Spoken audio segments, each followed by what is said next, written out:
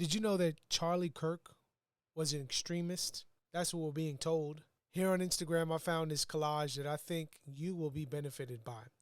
Now, these terms and phrases are important because these are the very things that you, as a Christian, the one who looks at Charlie's life and is encouraged, the one who appreciates, irrespective of the color of his skin, the ministry that God had given him to proclaim the truth of God's word on a public platform at many universities across the country.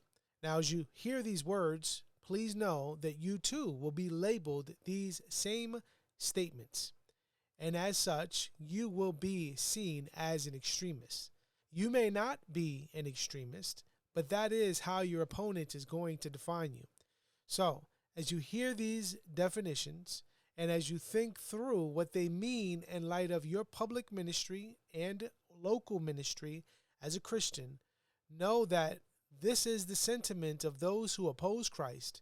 They will hate you because they hated him. But I would encourage you today to stand firm, not to be ashamed of Christ, not to be afraid of what others will think or say about you, but to hold fast to the truth, because it is the truth that will set sinners free. Listen to these definitions that were levied against Charlie Kirk and how people saw him as an extremist, and listen to the words they used and how they defined them.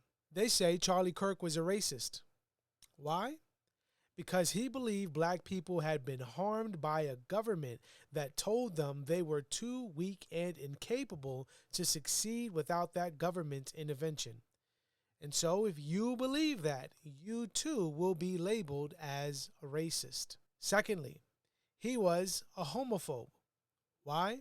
Because he believed the Bible defined marriage as between one man and one woman, and he believed that that was not the only actual definition, but the best one for any country and its people, because it is, in fact, God's design. And so you too will be considered a homophobe if you believe this. Thirdly, he was a bigot. Why? Because he believed what really harmed the black community was the prevailing victim narrative that they were oppressed, its role models, and lack of fathers in the home. And so if you believe that, you too will be labeled a bigot. Fourth, he was discriminatory. Why? Because he believed any DEI policy that created a victim class and determined employment based on skin color and not merit was harmful to everyone involved. And so you too will be considered someone who is discriminatory if you believe that. Next, he was a xenophobe. Why? Because he believed we shouldn't admit people to our country who are fundamentally opposed to its values. Next, we see he was transphobe, because he believed God made humans male and female. So, beloved, it appears that you and I are extremists. So irrespective of the color of his skin, whether you are black, white, Asian, Hispanic, if you believe the things that Charlie Kirk believed, you will be considered an extremist. You will have been guilty for the same things that Charlie Kirk was guilty for.